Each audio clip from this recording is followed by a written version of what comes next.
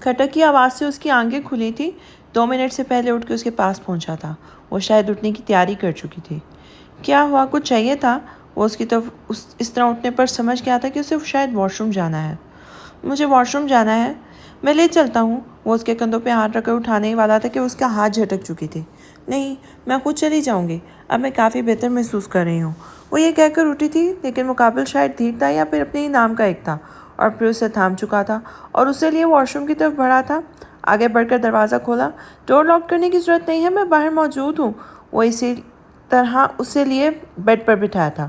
پتہ نہیں کیوں آنسو آنکھوں سے باہر نکلنے کو بے تاب تھے، اور اس کی اتنی پرواہ پر وہ 2 آنسو نکل کر رخسار پر بہے تھے، جو کہ مقابل سے چھپے نہیں رہ سکے تھے۔ کیا اس قدر افسوس ہو رہا ہے تمہیں اس لڑکے کی ماں کا انکار کا کہ تمہارے آنسو ہی نہیں تھم رہے؟ وہ اسے بولنے پر اکسانے کے لیے اتنی گہری بات کہہ گیا تھا۔ زرین نے اپنے سامنے کھڑے محرم کو دیکھا تھا، جو اسے بیڈ پر بٹھانے کے بعد اب اسی کے سامنے کھڑا اپنی زبان کے نشتر چلانے سے باز نہیں آیا تھا۔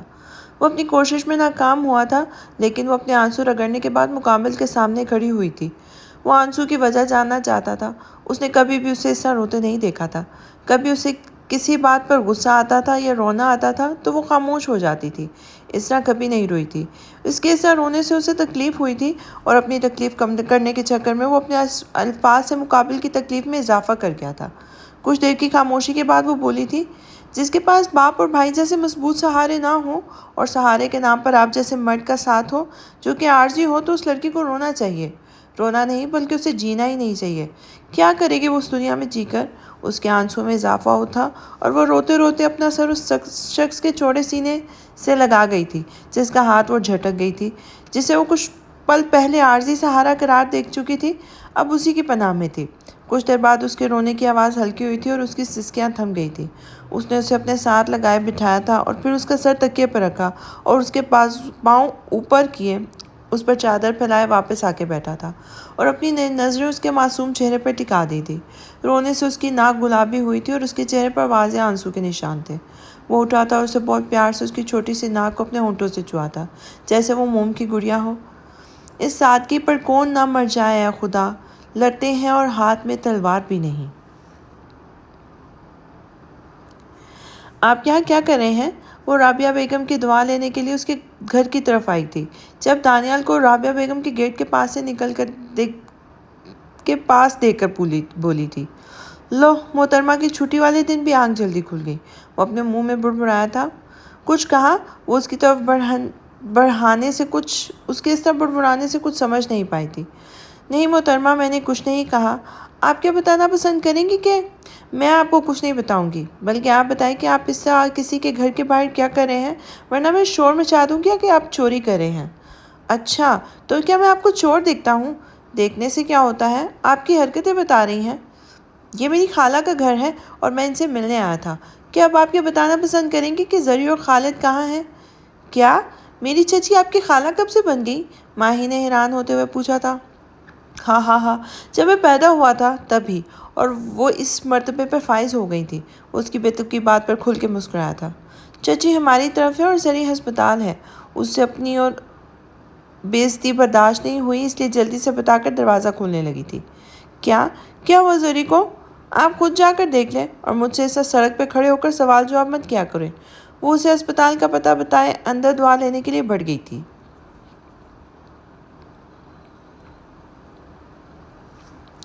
ستم گڑھ کو میں چارہ گھر کہہ رہی ہوں، غلط کہہ رہی ہوں مگر کہہ رہی ہوں۔ زری نے آنکھیں کھولی تو ابان کو چیئر سے سر ٹکائے سوتے پایا تھا۔ وہ سوتے ہوئے بھی کسی مغرور شہزادے کی طرح لگ رہا تھا، جسے صرف اپنے آپ سے غرض ہو اور اپنی رعایا سے لا علم ہو۔ میری وجہ سے پوری رات بے آرام ہوئے، لیکن مجھے کیا؟ میری بھی تو زندگی ان کی وجہ سے ڈسٹرب ہوئی ہے۔ اگر انہیں چھوڑنا ہی تھا تو پھر کیوں شادی کے لیے حامی بھری تھی؟ اگر مجھے چھوڑنا ہی تھا تو مجھے کہیں کہ میں اس زندگی سے چلی جاؤ زلفشاں نعمان لگا لی۔ یہ تائی امی کو کہنے کی کیا ضرورت تھی؟ اور تائی امی کو بھی کسی کی زبان کا پاس رکھنا نہیں آیا۔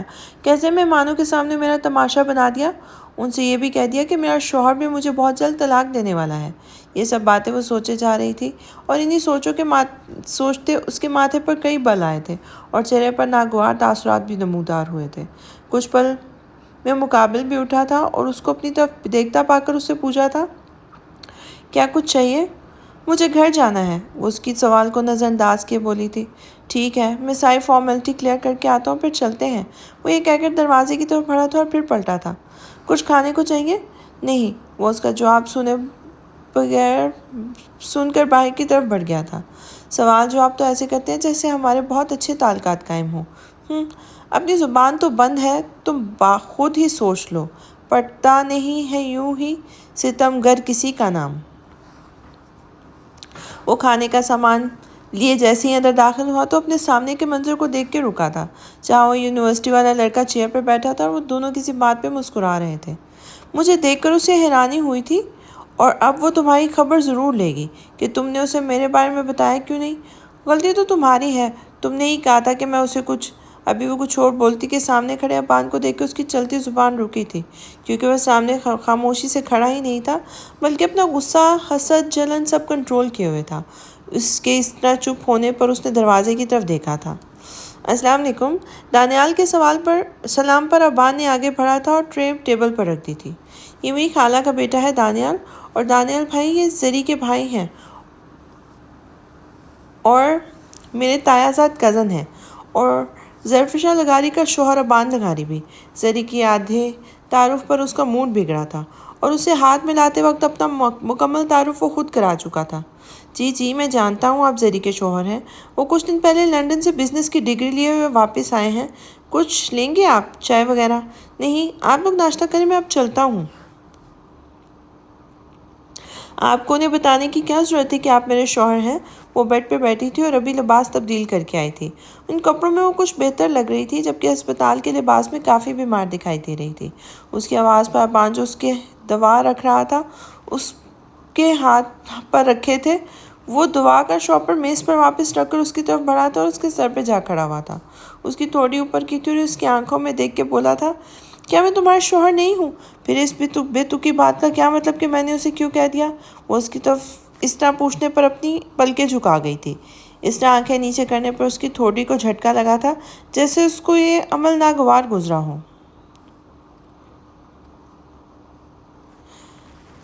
کار میں دو نفوذ ہونے کے باوجود خاموشی تھی اور ابان کے فون کی رنگنگ نے ہی اس خاموشی کو توڑا تھا۔ ہاں بڈی، بول، اس نے فون کان کو لگاتے ہوئے کہا تھا، مگر اگلا بندہ اس پر خود تپا ہوا تھا۔ کمینے، کیا تو بھول گیا ہے کہ تجھے آج عاشق کو ایئرپورٹ سے پک کرنا تھا؟ یقیناً تو نے اس کے رہنے کا انتظام بھی ابھی تک نہیں کیا ہوگا۔ ایسا کچھ نہیں ہے میرے دوست، میں کچھ نہیں بھولا۔ ابھی اس کی فلائٹ میں 2 گھنٹے ہیں، اور جہاں تک اس کے رہنے کی بات ہے تو وہ میرے گھر پہ رہے گی۔ تو دیکھ لے، آغا جان تو مان جائیں گے، لیکن آنٹی کا مشکل لگ رہا ہے۔ مجھے نہیں لگتا وہ ایسے۔ کچھ نہیں ہوگا تو سب مجھ پہ چھوڑ دے۔ چل اب فون رکھ اور بے فکر ہو جا۔ ماہی، میں نے جو کہا تھا نا وہ ہو گیا میرے بچے، آغا جان نے ماہین سے پوچھا۔ وہ ہو گیا نا میرے بچے، آغا جان نے ماہین سے پوچھا تھا جو کچن کی طرف بڑھ رہی تھی۔ آغا جان آپ ٹینشن نہ لیں، میں چاچی اور زری کا سارا سامان لے آئی ہوں، اور ان دونوں کے روم بھی نجمہ کے ساتھ مل کر سیٹ کروا چکی ہوں۔ آپ بے فکر ہو جائیں۔ بھائی کی کال آئی تھی، وہ لوگ آتے ہی ہوں گے۔ میں زری کے لیے سوپ بنانے جا رہی ہوں۔ آپ کو کچھ چاہیے؟ نہیں میرے بچے، مجھے کچھ نہیں چاہیے، بس میری دونوں بچیاں خوش رہیں۔ تم اندر آ جاؤ، اگر آغا جان میرا پوچھے تو انہیں بتا دینا کہ مجھے کچھ ضروری کام تھا، اس لیے جانا پڑا۔ اور اسے اپنے گھر کے مین گیٹ کے پاس اتارتے ہوئے بولا تھا، نہیں مجھے پہلے امی کو دیکھنا ہے۔ وہ سمجھ گیا تھا کہ وہ اپنے گھر جانے کی بات کر رہی ہے۔ چچی اندر ہی ہے اور اب تمہیں بھی یہیں رہنا ہے، اب جاؤ۔ اور اسے ایک چھوٹا سا بیگ پکڑاتے ہوئے بولا تھا اور دوبارہ اپنی سیٹ پر بیٹھ کر گاڑی زن سے اڑا لے گیا تھا۔ وہ اندر کی طرف بڑھ گئی تھی جہاں آغا جان ہال میں ہی موجود تھے۔ السلام علیکم بی بی جی، آئیے۔ نجمہ اس کے ہاتھ سے بیگ پکڑتے ہوئے اندر کی طرف آئی تھی۔ او میری بچی آ گئی، میں کب سے اپنے بچے کا انتظار کر رہا تھا، آغا جان نے اٹھتے ہوئے کہا تھا، اور وہ جلدی سے آگے بڑھ کر آغا جان کے گلے لگی تھی۔ اب کیسا ہے میرا بچہ؟ میں بالکل ٹھیک ہوں آغا جان۔ آغا جان نے اسے اپنے ساتھ صوفے پہ بٹھایا تھا۔ ابان کہاں رہ گیا؟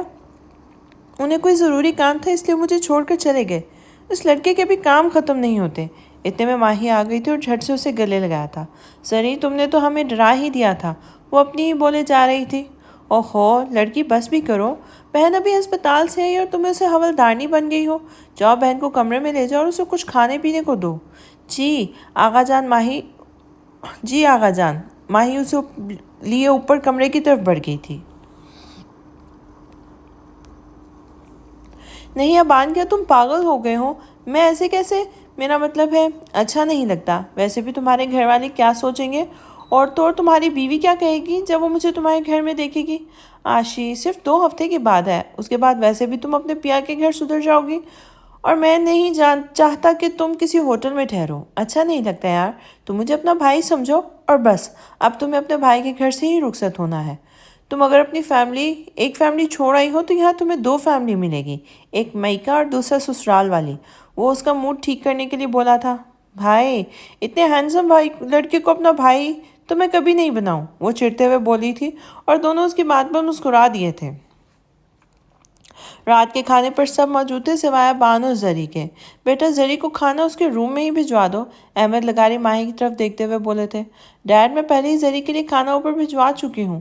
السلام علیکم۔ ابان کی آواز پر سب نے مڑ کر دیکھا تھا، لیکن وہ اکیلا نہ تھا بلکہ اس کے ساتھ ایک لڑکی بھی موجود تھی۔ السلام علیکم، عاشی نے بھی سلام کیا تھا۔ وعلیکم السلام بیٹا، آغا جان نے ہی بس سلام کا جواب دیا تھا، جبکہ باقی سب خاموش تھے۔ ماہی، عاشی کو اپنے روم میں لے جاؤ۔ جی بھائی۔ ماہی آگے بڑھی اور عاشی کو لیے اوپر اپنے کمرے کی طرف چلتی تھی۔ یہ سب کیا ہے؟ آمنہ بیگم کو سب سے پہلے ہوش آئی تھی۔ موم، میں سب بتاتا ہوں۔ وہ نے واپس کرسی پہ بٹھاتے ہوئے اپنی چیئر کی طرف بڑھا تھا اور شروع سے لے کر آخر تک سب بتا دیا تھا، سب کو سچ بتا دیا تھا۔ ٹھیک ہے، پھر ہم اس کی رخصتی اپنے گھر سے ہی کریں گے۔ وہ بھی ماہی اور زری کی طرح ہماری ہی بیٹی ہے۔ احمد لغاری یہ کہہ کر کھانے کی ٹیبل سے جا چکے تھے۔ آپ ابان بھائی کی دوست ہیں؟ ماہی نے عاشی سے پوچھا تھا۔ جی ہاں، میں آپ کے بھائی کی دوست ہوں، لیکن آپ کے ہونے والی بھابھی بھی ہوں۔ اس کی بات سن کر ماہی کو شوق لگا تھا، لیکن باہر کھڑی زری کو اپنا سانس رکتا محسوس ہوا تھا، اور اس میں اور سننے کی سکت نہیں رہی تھی، اس لیے بنا کچھ اور سنے اپنے کمرے کی طرف بڑھ گئی تھی۔ زخم کب کا تھا، درد اب اٹھا ہے، اس کے جانے کا درد اب ہوا ہے۔ میں تمہارے بھائی کے دوست فہد کی بات کر رہی ہوں۔ اچھا، تو آپ فہد بھائی سے شادی کرنے والی ہیں؟ واؤ، پھر تو مزہ آئے گا۔ آپ کی اور ان کی شادی پر؟ کب ہے آپ کی شادی؟ ان 12 دنوں میں۔ اتنی جلدی؟ آپ کی فیملی کہاں ہے؟ ماہی نے حیرانگی سے پوچھا تھا۔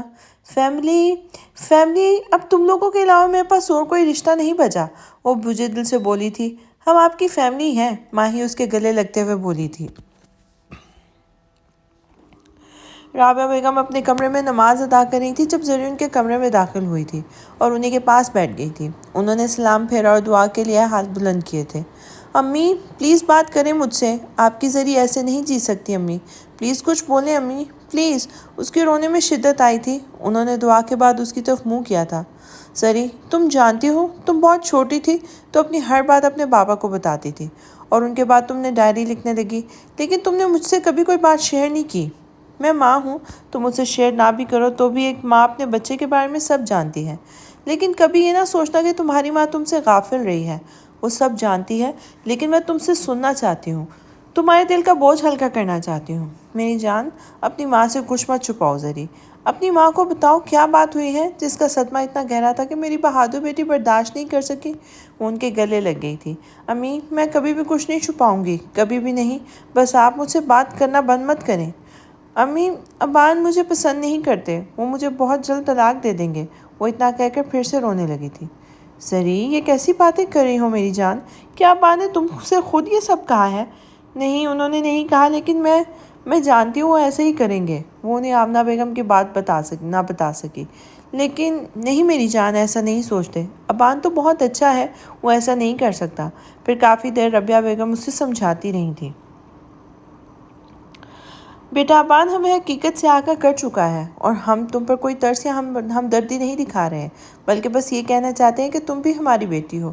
ہم چاہتے ہیں کہ ہم تمہیں لغاری ہاؤس سے رخصت کریں۔ وہ سب اس وقت ماہی کے کمرے میں موجود تھے جب آغا جان نے عاشی کے سر پر پیار رکھتے ہوئے کہا تھا، اور ہاں، کل ہی ہم سب فہد کی طرف چلیں گے اپنی بیٹی کی شادی کی تاریخ رکھنے کے لیے۔ واہ آغا جان، آپ گریٹ ہیں، ماہی چہکتے ہوئے بولی تھی۔ اچھا بس اب سونے کی تیاری کرو، آمنہ بیگم بولی تھی۔ ابان، تم ربیہ بیگم کو بھی بتا دینا صبح کی تیاری رکھیں، احمد بولے تھے۔ جی، اور سب اپنے کمروں کی طرف چل دیے تھے۔ .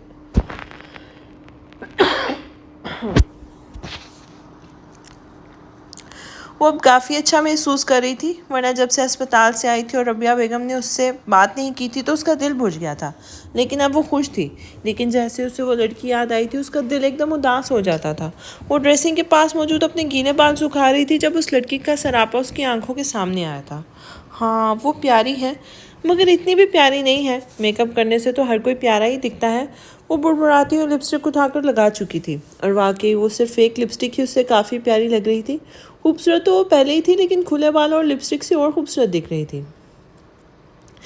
کس طرح چھوڑوں اے یار میں چاہت تیری، میرے ایمان کا حاصل ہے محبت تیری، اپنی گاہوں میں جچے گا نہ رنگ و جمال، میری آنکھوں کو پسند آ گئی رنگت تیری، اپنی قسمت پر فرشتوں کی طرح ناز کروں، مجھ پہ ہو جائے اگر چشم عنایت تیری، ہر موڑ دیر کے جلووں سے مجھے کیا مطلب، شیشہ دل میں اتر آئی ہے صورت تیری، آستانے سے تیرے سر نہ اٹھے گا میرا، مدعا بن کر ملی ہے مجھے نسبت تیری۔ اچانک دروازہ کھولنے کی آواز پہ وہ مڑی تھی، لیکن مقابل دروازہ کھولنے سے پہلے اسے بند بھی کر چکا تھا۔ تو مس ظرفشاں لغاری، بہت شوق ہے آپ کو دوسرے کے کندھے پر بندوق چلانے کا، وہ اس کی طرف بڑھتے ہوئے بولا تھا۔ میں کچھ سمجھی نہیں، وہ دوپٹے کی گرد سے ادھر ادھر نظریں دوڑاتے ہوئے بولی تھی۔ اتنی بھی معصوم نہیں ہو تم جتنا میں تمہیں سمجھ بیٹھا تھا۔ مجھے آپ کی باتیں سمجھ نہیں آ رہی، اور یہ کیا طریقہ ہے کسی کے کمرے میں آنے کا؟ وہ یہ کہہ کر اس کے پاس سے گزرنے کو تھی جب اس کا ہاتھ پکڑ چکا تھا۔ طریقے کی بات تم مت ہی کرو، میں تمہارے طریقے بھی دیکھ چکا ہوں۔ اس سے ایک دم زری کی بات یاد آئی تھی جو وہ ربیہ بیگم سے کہہ رہی تھی، اور ابان جو ربیہ بیگم کو کل کی تیاری کا کہنے آیا تھا، لیکن زری کی آواز پہ باہر ہی رک گیا تھا۔ تب وہ بڑی مشکل سے اپنے غصے کو کنٹرول کے کمرے میں چلا گیا تھا، مگر آدھے گھنٹے بھی اس سے اور برداشت نہیں ہوا تھا، اس لیے وہ زری کے کمرے میں اس سے اس بکواس کا جواب لینے آ پہنچا تھا۔ مجھے تکلیف، وہ ہاتھ چھڑاتے ہوئے بولی تھی۔ آخر کیا سوچ کر وہ بکواس تم نے چچی سے کی تھی؟ آزادی چاہیے تو صاف آ کر کہو کہ تم اس رشتے سے جان چھڑانا چاہتی ہو، یوں میرے سر پہ بندوق رکھ کر چلانے کی کیا ضرورت ہے؟ اس نے ایک جھٹکے سے اس کا ہاتھ چھوڑا تھا اور وہ گھوم کر اس کے سامنے آئی تھی۔ اس نے سر تک پیر اس کا جائزہ لیا تھا جو کھلے بالوں میں اور لال رنگ کی لپسٹک لگائے ہوئے تھی۔ ابان کے خیال میں اسے عارضی بناوٹ کی ضرورت نہیں تھی، لیکن لپسٹک اور کھلے بالوں میں وہ غضب ڈھا رہی تھی۔ میں یہ کیسے بھول گیا کہ ظرفشاں لغاری اب بڑی ہو چکی ہے، اور تو اور یونیورسٹی بھی جانے لگی ہو، اور یقیناً یونیورسٹی کے ماحول میں ڈھل بھی چکی ہوگی، وہ اس کی طرف اشارہ کرتے ہوئے بولا تھا۔ زری نے شدت تکلیف سے اپنی نم آنکھوں کو اوپر کی اپنے سامنے کھڑے اس ستمگر کو دیکھا تھا، جس کے الفاظ ہمیشہ کی طرح آج بھی دل چیر دینے کے لیے کافی تھے۔ بس ظرفشاں لغاری کو ہر بات برداشت ہے ابان لغاری کی، لیکن جہاں بات ظرفشاں لغاری کے کردار کی آئے گی وہاں وہ مرنا پسند کرے گی، اور رہی بات علیحدگی کی تو یہ الفاظ آپ کے ہی ہیں جو تائی امی کے ذریعے مجھ تک پہنچے ہیں، مجھ تک ہی نہیں بلکہ ان سب عورتوں تک بھی پہنچے ہیں جو ماہی کے رشتے کے لیے آئی تھیں۔ ابان نے آگے بڑھ کے اس کے منہ کو دبوچا تھا۔ تم جھوٹی ہونے کے باوجود اپنے کردار پر بات برداشت نہیں کر سکتی، تو تم نے یہ کیسے سوچ لیا کہ ابان لغاری اپنی ماں کے خلاف کچھ سنے گا؟ تم شاید کچھ گھنٹے پہلے تک ابان لغاری کو اپنی معصومیت سے اپنی طرف کھینچنے میں کامیاب رہی تھی، لیکن اب ابان لغاری اپنے پورے ہوش و حواس میں کہتا ہے کہ تم اپنی معصومیت تو کیا ان ہتھ کنڈے سے بھی اس کے دل میں جگہ نہیں بنا سکتی۔ وہ اس کی لپسٹک صاف کرتا ہوا کمرے سے باہر نکل گیا تھا۔ اگلے مہینے کی 5 تاریخ کو عاشر اور فہد کی شادی کی تاریخ طے کر دی گئی تھی، اور سب اس تاریخ پر راضی بھی تھے۔ فہد کا کوئی بہن بھائی نہیں تھا اور نہ ہی اس کو کوئی لمبا چوڑا خاندان تھا، اس لیے فہد کے ماں باپ بھی اس تاریخ میں رضامند تھے۔ لغاری ہاؤس میں بھی خوب زور و شور سے عاشی کی شادی کو لے کر اور سب سے زیادہ ماہی چہک رہی تھی۔ زری کو جب عاشی کے بارے میں ماہی سے معلوم ہوا تو اسے اپنی سوچ پر افسوس ہوا تھا، لیکن سچ شکر تھا کہ اس نے اپنی زبان اس معاملے میں کسی کے سامنے نہیں کھولی تھی، خاص کر کے ابان کے سامنے، لیکن وہ اپنے دل میں اس شخص سے بدظن ہو چکی تھی۔ ماہی اور عاشی ہال میں موجود تھے جب زری اپنے اور ان دونوں کے لیے کافی بنانے کچن میں مصروف تھی۔ عاشی اور زری میں اب خوب بننے لگی تھی، اور عاشی تو ویسے ہی بہت جلد گھل مل جانے والے لوگوں میں سے تھی۔ اپنی عادتوں اور باتوں سے وہ لغاری ہاؤس کے دل میں جگہ بنا چکی تھی۔ کیا ہو رہا ہے؟ ابان ہال میں آتا ہوا بولا اور صوفے پر بیٹھ گیا تھا۔ ہم عاشی کے لیے لہنگے کے ڈیزائن دیکھ رہے ہیں بھائی، اب آپ کو ہمیں ٹائم دینا ہوگا اور ہمیں خوب شاپنگ بھی کروانی پڑے گی۔ سارے کام بعد میں، پہلے مجھے ایک کپ کافی پلا دو، وہ اٹھ کر کچن میں چل دی تھی۔ اور سب سیٹ ہے؟ عاشق کی طرف دیکھتے ہوئے بولا تھا۔ ہاں میری طرف سے سیٹ ہے، لیکن تم مجھے ٹھیک نہیں لگ رہے ہیں۔ مطلب؟ وہ ناسمجھی سے بولا تھا۔ مطلب یہ کہ میں جب سے آئی ہوں تم نے کبھی کوئی بات نہیں کی زری سے، اور نہ ہی زری کی باتوں میں تمہارا ذکر ہوتا ہے۔ ایسا کیوں ہے؟ وہ سوالیہ نظروں سے اس کی طرف دیکھتے ہوئے بولی تھی۔ اتنے میں زری اور ماہی کافی کے 2 مگ لیے کچن سے باہر آتی ہوئی دکھائی دی تھی۔ ماہی نے آگے بڑھ کر اپنا کپ اپنے ہاتھ میں پکڑا اور مگ عاشق کو تھمایا تھا، اور زری اس کشمکش میں تھی کہ ابان کو مگ کیسے دے۔ زری نے آگے بڑھ کر مگ ابان کے سامنے رکھ دیا تھا۔ ابان زری کے اس رویے سے آپ گولا ہوا تھا اور اپنے غصے کو کنٹرول کرتا ہوا اٹھا تھا۔ بھائی کافی؟ نہیں، اب کافی کی ضرورت نہیں ہے، وہ یہ کہہ کر اپنے کمرے کی طرف بڑھ گیا تھا۔ تم کافی چھوڑے یا ظرف شاہ لگاری کو، اس سے اب مجھے کوئی فرق نہیں پڑتا، زری ابان کو دیکھتے ہوئے دل میں بولی تھی جو سیڑھیاں چڑھ رہا تھا۔ کہو تمہیں کوئی فرق پڑتا ہے میرے ہونے نہ ہونے سے، میرے ہنسنے سے رونے سے، میرے لفظوں سے یا پھر میرے بہت خاموش ہونے سے، تمہارے پاس ہونے سے یا تم سے دور ہونے سے؟ تمہارے دل پہ کیا میرا کوئی اشک گرتا ہے؟ میرا خیال تمہارے لیے کبھی آوارہ پھرتا ہے؟ تصور کے پردوں میں میرا کوئی عکس ابھرتا ہے؟ موم آپ آئیں، کوئی کام تھا؟ میں نیچے ہی آنے والا تھا فریش ہو کر۔ وہ آفس کے لیے تیار کھڑا تھا جب آمنہ بیگم اس کے کمرے میں داخل ہوئی تھی۔ بیٹا کام کی نوعیت تھی کچھ ایسی ہے کہ مجھے خود آنا پڑا۔ وہ اپنی ماں کے بات پر مسکرا دیا تھا۔ اچھا پھر بتائیں آپ کو بیٹے سے ایسا کیا کام ہے؟ وہ انہیں اپنے بیڈ پہ بٹھاتے ہوئے بولا تھا۔ دراصل بیٹا میں چاہتی ہوں کہ تم اپنی زندگی کے بارے میں بھی سوچو۔ اتنا بڑا بزنس مین بن چکا ہوں اور اب میں چاہتی ہوں کہ تم اپنے اور سمیہ کے بارے میں سوچو۔ میں تم دونوں کو خوش دیکھنا چاہتی ہوں۔ موم یہ آپ کیا کہہ رہی ہیں؟ میں اور سمیہ؟ بیٹا اس میں کیا برائی ہے؟ ہر انسان کو حق ہے کہ وہ اپنی زندگی کے بارے میں سوچے۔ موم آپ جانتی ہیں کہ میرا نکاح ہو چکا ہے، پھر ان باتوں کا مطلب؟ وہ حیرانگی سے بولا تھا۔ ہاں میں جانتی ہوں، لیکن وہ لڑکی، وہ بھی اپنی ماں کی۔ موم وہ بولا نہیں تھا، دھاڑا تھا۔ اس لڑکی سے چاہے میں شناسائی نہ رہی ہو، لیکن اس کے کردار کی گواہی دینے کے لیے میں کافی ہوں۔ پلیز میں اس ٹاپک پہ مزید کوئی بات نہیں کرنا چاہتا، وہ مڑتے ہوئے بولا تھا۔ میری زندگی کا نصیب ہے، نہیں دور مجھ سے قریب ہے، مجھے اس کا غم تو نصیب ہے، وہ اگر نہیں تو نہیں صحیح۔ وہ اپنی ماں کے رویے سے پریشان ہو چکا تھا اور بغیر بریک فاسٹ کیے وہ آفس آ پہنچا تھا، مگر اب کان سے بھی دل اچاٹ ہو چکا تھا۔ موم ایسے کیسے سوچ سکتی ہیں؟ کیا واقعی سب ہمارے رشتوں کو لے کر ایسے ہی سوچتے ہیں؟ وہ اپنی سوچوں میں گم تھا جب فہد آفس کا دروازہ کھول کر آیا تھا۔ کیا ہوا میرے بھائی، اتنے پریشان کیوں ہو؟ کچھ نہیں، تو بتا کیا آج کوئی میٹنگ تو نہیں ہے؟ پلیز ابھی کسی میٹنگ کو اٹینڈ کرنے کے قابل نہیں ہوں میں۔ کیا ہوا ہے یار موم چاہتی ہے میں اپنی زندگی کے بارے میں سوچوں۔ یہ تو اچھی بات ہے، میرا مطلب ہے رخصتی ہو جانی چاہیے تم لوگوں کی۔ موم میری دوسری شادی کی بات کر رہی ہیں یار۔ واٹ؟ دوسری؟ لیکن کیوں؟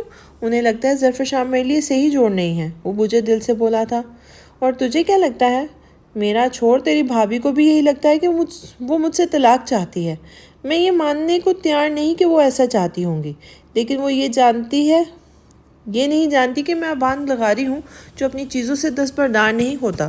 خیر تو بتا کیا کہنے آیا تھا؟ عاشق کا فون آیا تھا، وہ بتا رہی تھی کہ سب لوگ شاپنگ پر چل رہے ہیں اور وہ تیرے ساتھ جا رہے ہیں، وہ چاہتی ہے کہ میں بھی آؤں، تو بس تیرے سے یہی بات کرنے آیا تھا۔ وہ چاہتی ہے کہ یہ سب تو چاہتا ہے؟ ابان نے اسے سوالیہ نظروں سے دیکھا تھا۔ یار تو دوست ہے، سمجھ جانا، وہ التجا کرتے ہوئے لہجے میں بولا تھا۔ زری اب تمہیں کیا مسئلہ ہے؟ اتنی مشکل سے تو بھائی مانے ہیں۔ ماہی اور عاشی زری کے کمرے میں موجود تھی۔ ماہی تم سمجھ نہیں رہی ہو، امی اکیلی ہو جائیں گی۔ چچی اکیلی کیسے ہوں گی بھلا؟ موم ڈیڈ اور یہاں تک کہ آغا جان بھی گھر پہ موجود ہے۔ شاباش زری اٹھو، اب کوئی بہانہ نہیں چلے گا، جلدی سے تو تیار ہو جاؤ، ورنہ میں سمجھوں گی کہ تمہیں میری خوشی سے کوئی سروکار ہی نہیں ہے۔ ایسا نہیں ہے یار، مجھے نئے کپڑوں کی ضرورت نہیں ہے، میرے پاس 1-2 نئے سوٹ ہیں، پچھلی عید کا سوٹ بھی ہے جو کہ صرف 2 مرتبہ ہی پہنا ہے۔ تمہیں کچھ بھی نہیں لینا؟ پھر بھی جلدی سے تیار ہو جاؤ، بھائی آتے ہی ہوں گے، ہم بھی ریڈی ہوتے ہیں۔ وہ دونوں اپنے کمرے کی طرف چل دی تھی۔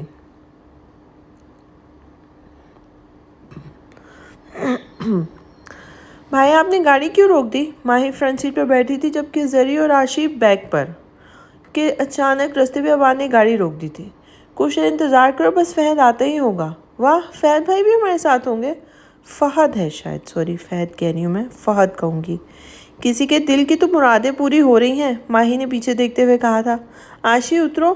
ابان فہد کی گاڑی کو آتے دیکھ چکا تھا، اس لیے عاشی سے بولا تھا۔ عاشی بنا کچھ بولے فہد کی گاڑی کی طرف بڑھ گئی تھی۔ بھائی حساب سے تو مجھے بھی پیچھے بیٹھنا چاہیے اور زری کو آپ کے ساتھ، وہ شوخی سے بولی تھی۔ تم اپنے حساب رہنے دو اور خاموشی سے بیٹھو۔ وہ 5 جو بہت بڑے مال میں موجود تھے، تم دونوں اپنے پسند اور میچنگ کے حساب سے دیکھ لو جو دیکھنا ہے، اور عاشی اس لنگور کا صحیح سے خرچہ کروانا۔ وہ سب ابان کی بات پہ مسکرا دیے تھے۔ ماہی، اب جلدی سے تم لوگ بھی اب کچھ پسند کر لو۔ بھائی ٹینشن مت لے، مجھے صرف پسند کرنا ہے۔ آپ کی بیگم کا کہنا ہے کہ وہ اپنی پچھلی عید کا جوڑا زیب تن کریں گی۔ ماہی کی بات پر ابان نے زری کی طرف دیکھا تھا جو ماہی کی بات سن کر ادھر ادھر دیکھنے لگی تھی۔ اس کا دل گواہی دیتا تھا یہ لڑکی بہت معصوم ہے، مگر دماغ دل کا ساتھ دینے سے انکاری تھا۔ میم، یو نیڈ اینی ہیلپ؟ بھائی، آپ زری کے ساتھ مل کر اپنے لیے کچھ پسند کریں، میں نیو ڈیزائن دیکھ لوں۔ ٹھیک ہے، ہم یہی ہیں، بس ذرا جلدی کرنا۔ ٹھیک ہے، وہ کہہ کر آگے بڑھ گئی تھی اور وہ اسی لیے بوتیک میں گھس گیا تھا۔ سر، may I help you؟ نئی کلیکشن دکھائیں۔ سر، میم کے لیے؟ جی، زری کی طرف دیکھتے ہوئے بولا تھا۔ زری دوسری طرف مڑ گئی تھی جہاں برائڈل کلیکشن موجود تھی۔ زری کی نظر میرون اور گولڈن امتزاج کے رنگ کے لہنگے پر ٹھہر گئی تھی۔ ابان بغیر زری کے کہیں ہی ہاں یا نہ کے 2 ڈریسز پیک کروا چکا تھا۔ جیسے ہی مڑا، زری ابھی تک کسی ڈریس کو دیکھنے میں مصروف تھی۔ وہ سمجھنے سے انکاری تھا کہ یہ لڑکی چاہتی کیا ہے۔ ایک طرف وہ اس کی زندگی سے دور ہونا چاہتی ہے، مگر دوسری طرف اس کی آنکھوں میں ایسا کیا ہے جو بے چین کر دینے کے لیے کافی تھا۔ وہ یہ سوچتے ہوئے اس کی طرف بڑھا تھا۔ ایسے ارمان ان لڑکیوں کے ہوتے ہیں جو گھر بسانا چاہتی ہوں، نہ کہ وہ بات ادھوری چھوڑ کر چلا گیا تھا۔ ہمیشہ کی طرح وہ ستمگر اپنی ستمگری دکھانا نہیں بھولا تھا۔ ہم بھی یہی چاہتے ہیں، لیکن تمہاری ماں کے رویے سے لگتا نہیں کہ وہ ایسا چاہتی ہوں گی۔ آغا جان، میرے خیال سے میری رضامندی کافی ہے، وہ اپنی بات پر زور دیتے ہوئے بولا تھا۔ ٹھیک ہے، پھر عاشی کی رخصتی والے دن ہم زری کے گھر کی بھی رخصتی رکھ لیتے ہیں۔ آغا جان، مجھے آپ سے کچھ اور بھی کہنا ہے۔ ہاں، کہو میرے بچے، تم نے آج اپنے آغا جان کو خوش کر دیا ہے، آج جو کہنا ہے کہو۔ آغا جان، میں چاہتا ہوں کہ آپ ابھی زری کو کچھ نہیں کہیں گے اور نہ ہی اس بارے میں موم سے کوئی بات کریں گے۔ ڈیڈ اور چچی کو اس بارے میں بے شک بتا دیں، لیکن زری کو یہ بات ابھی نہیں معلوم ہونی چاہیے۔ ٹھیک ہے، جیسے ہمارا پوتا چاہتا ہے سب ویسے ہی ہوگا، آغا جان خوشی سے بولے تھے۔ آغا جان، عاشی کی مائیوں والی رات آپ کو اپنی پوتی کو منانا ہے، وہ ہماری بات نہیں ٹالے گی۔ آغا جان، خدا کرے گا آپ کا اعتماد برقرار رہے۔ وہ طنزیہ مسکرایا تھا۔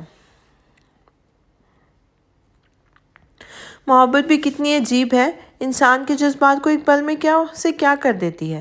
کہتے ہیں کہ جب انسان کو محبت ہوتی ہے تو اپنے ارد گرد کی دنیا سے لالم ہو جاتا ہے، لیکن میرا ماننا ہے جب انسان محبت میں پڑتا ہے تو اپنے ارد گرد کی دنیا میں کچھ زیادہ انٹرسٹ لینے لگتا ہے، اور وہ دنیا کو، اس دنیا سے بسنے والے لوگوں کو بھی تبھی تو پہچانتا ہے۔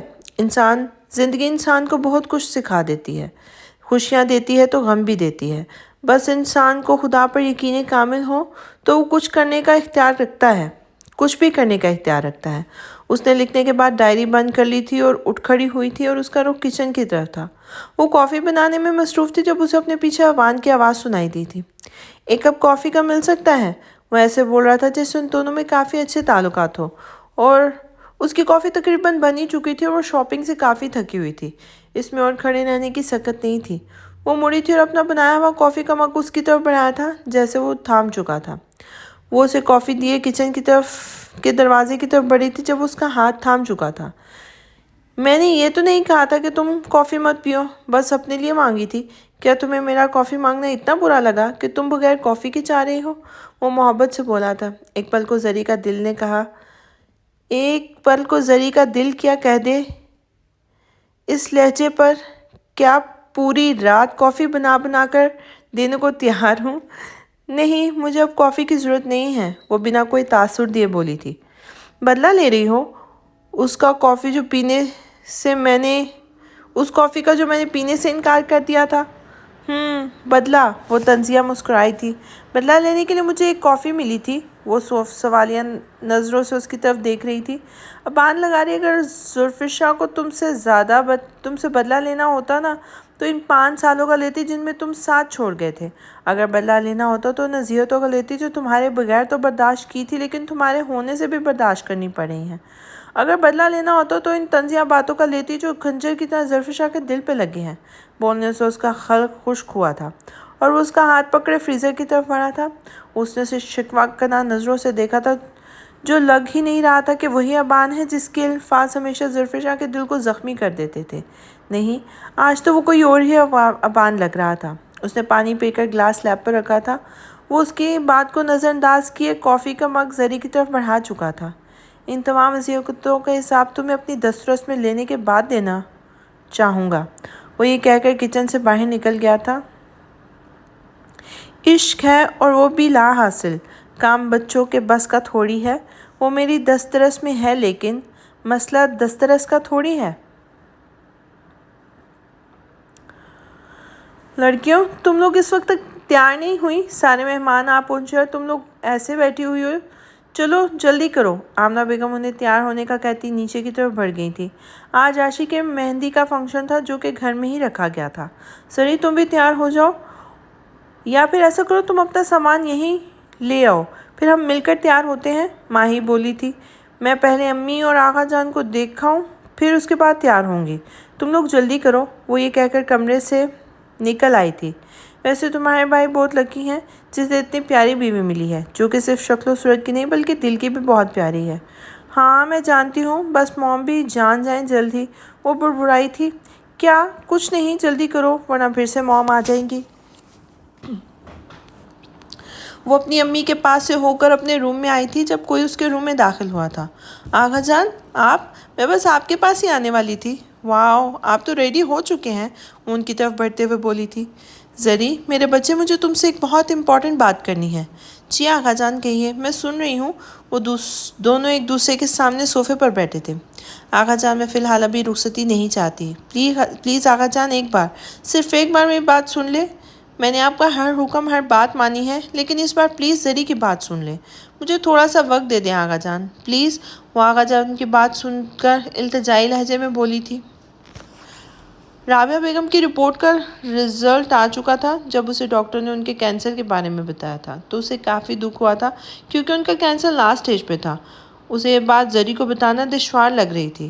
آغا جان کو ابان کو زری کا جواب بتا چکے تھے اور ابان سے اس معاملے میں کچھ ٹائم بھی مانگ چکے تھے۔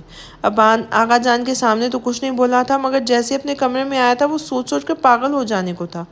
وہ سمجھتی کیا ہے خود کو؟ کیا وہ مشرقی لڑکیوں کی طرح طور طریقے بھول گئی ہے؟ وہ آغا جان کو انکار کیسے کر سکتی ہے؟ وہ کچھ سوچتے ہوئے اٹھ کھڑا ہوا تھا۔ وہ اپنی لک کو آخری ٹچ دینے کو تھی جب دروازہ کھلنے کی آواز آئی تھی۔ وہ شیشے سے ہی دیکھ سکتی تھی کہ اس کے پیچھے کون ہے۔ تم اپنے بارے میں مجھ سے بھی پوچھ سکتی ہو، یہ تم سے کس نے کہہ دیا؟ آئینہ ضروری ہے؟ اس کی آواز پر وہ پلٹی تھی جو اس کے بہت نزدیک آ چکا تھا۔ وہ وائٹ شلوار قمیض پہنے ہوئے تھا۔ وہ شلوار قمیض بہت کم پہنتا تھا لیکن جب پہنتا تھا اس پر خوب جچتی تھی۔ آج بھی وہ کسی مغرور شہزادے سے کم نہیں لگ رہا تھا۔ وہ آج اسے دوسری بار کھلے بالوں میں دیکھ رہا تھا۔ اس کے بال کافی لمبے اور خوبصورت تھے، مگر اس سے زیادہ خوبصورت اس کے اوپر ہونٹ کا کٹاؤ تھا جس پہ ہلکی لپسٹک لگی ہوئی تھی۔ وہ گولڈن شرارے پر نیلے رنگ کی کرتی پہنے ہوئے تھی اور گولڈن ہی دوپٹہ ایک بازو پر لٹک رہا تھا۔ کوئی شک نہیں تھا وہ معصوم ہونے کے ساتھ ساتھ خوبصورت بھی تھی اور وہ اسے اس طرح اپنے سامنے دیکھ کر پزل ہوئی تھی مگر اپنی زبان کو بولنے سے روک نہیں سکی تھی۔ آپ آغا جان سے میرا جواب سن چکے ہوں گے۔ میں جانتی ہوں میرے جواب سے آپ کی انا کو ٹھیس پہنچی ہے، لیکن وہ آگے بڑھ کر اپنے ہاتھوں سے اس کا منہ دبوچ کر بند کر چکا تھا۔ وہ شروع سے آغا جان کا بہت فرمانبردار رہا تھا۔ ایک بار بھی وہ آغا جان کے کہنے پر اسے ٹائم دے چکا تھا اور یہاں اسے ربیہ بیگم کی بیماری کے بارے میں بتانے آیا تھا، مگر زری کی بات سن کر اسے اپنے غصے پر کنٹرول نہ کر پایا تھا۔ تمہیں بہت شوق ہے نا علیحدگی کا، تو اپنے اس ناقص دماغ سے خیال نکال دو کہ ابان لغاری تمہیں کبھی طلاق دے گا، اور رہی بات رخصتی کی تو وہ کل ہی ہوگی، کیونکہ ابان لغاری اپنے فیصلے سے پیچھے نہیں ہٹتا۔ وہ یہ کہہ کر کمرے سے نکل گیا تھا۔ لغاری ہاؤس میں خوشیوں کا سما تھا اور ہر فرد خوش تھا۔ آمنہ بیگم نے اپنی چھوٹی بہن کو بھی شرکت کے لیے کہا تھا، لیکن انہیں آنے سے صاف انکار کر دیا تھا کیونکہ انہیں اپنی بہن کے اصرار پر اپنے دونوں بچوں کو بھیج دیا تھا۔ مہندی پر زیادہ مہمان نہیں تھے، 7-8 ٹیبل ہی تھے جس پہ مہمان موجود تھے۔ سمیہ اسٹیج سے اتری تھی اور اسٹیج کے پاس ہی موجود ابان کی طرف بڑھی تھی جو کہ فون میں مصروف تھا۔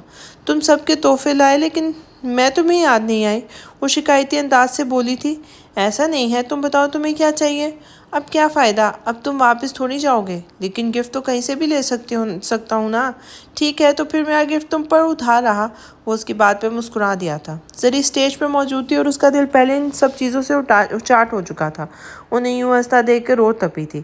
وہ سمیہ کے کہنے پر اسٹیج کی طرف بڑھا تھا۔ وہ عاشق کے ساتھ آ کے بیٹھا تھا اور دوسری طرف زری موجود تھی۔ زری، اگر تم رسم کر چکی ہو تو میں بیٹھ جاؤں؟ زری نے نظر اٹھا کے اپنے سامنے موجود سمیہ کو دیکھا تھا جسے رسم سے کوئی سروکار نہیں تھا، بس اسے ابان کے ساتھ بیٹھنا تھا۔ زری نے ایک نظر کچھ فاصلے میں موجود ابان پر ڈالی تھی جو بنا کچھ کہے اسٹیج سے اتر گئی تھی۔ اتنا تو میرے حال پر احسان کیا کر، آنکھوں سے میرے درد کو پہچان لیا کر۔ وہ اسٹیج سے اترنے کے بعد سائڈ پر آ کر کھڑی ہوئی تھی، مگر نظر اب بھی اسی ستم گر پر ٹکی ہوئی تھی۔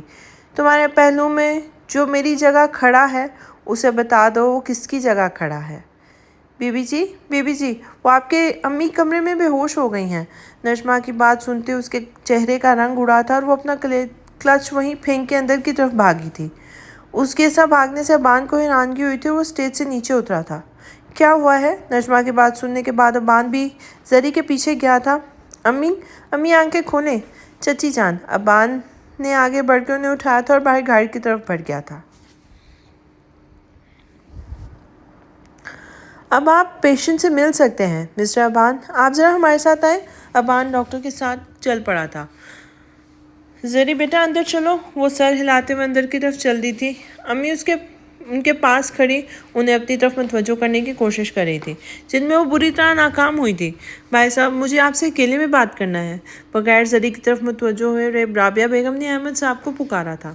مسٹر ابان، ہم آپ کو پیشنٹ کی کنڈیشن کے بارے میں پہلے آگاہ کر چکے ہیں۔ ان کا کینسر اب لاسٹ سٹیج پر ہے۔ ڈاکٹر کی باتیں ابان کے ذہن میں گھوم رہی تھیں۔ وہ ڈاکٹر کے کمرے سے نکل کر رابعہ کے وارڈ کی طرف بڑھا تھا جب زری اسے باہر کھڑی نظر آئی تھی۔ تمہیں چچی کے پاس ہونا چاہیے تھا، باہر کیا کر رہی ہو؟ امی کو تایا ابو سے کوئی ضروری بات کرنی ہے، وہ اپنے آنسو صاف کرتے ہوئے بولی تھی۔ زری، مجھے تمہیں کچھ بتانا ہے۔ وہ چچی کو ابھی ان کی بات کمپلیٹ نہیں ہوئی تھی کہ دروازہ کھلنے کی آواز پر زری مڑی تھی۔ تایا ابو، امی ٹھیک ہے؟ وہ آرام کر رہی ہیں۔ ابان، تم زری کو گھر لے جاؤ۔ اس سے پہلے کہ ابان زری کو کچھ کہتا، زری بول پڑی تھی۔ تایا ابو، مجھے ابھی گھر نہیں جانا، امی سے ملنا ہے۔ وہ رو دینے کو تیار تھی۔ بیٹا، ابھی وہ آرام کر رہی ہیں اور ویسے بھی رابعہ بیگم کا کہنا ہے کہ وہ تم سے کل ہی ملیں گی، تمہاری رخصتی کے وقت۔ اس نے زخمی نگاہوں سے اپنے تایا جان کو دیکھا تھا جو بنا کچھ کہے ہسپتال سے باہر نکل گئی تھی۔ تم اسے گھر چھوڑا اور رابعہ بیگم کی رپورٹ بھی لیتے آنا۔ ڈاکٹر طاہر نے ان کی رپورٹس کو ڈسکس کرنا ہے۔ ٹھیک ہے ڈیڈ۔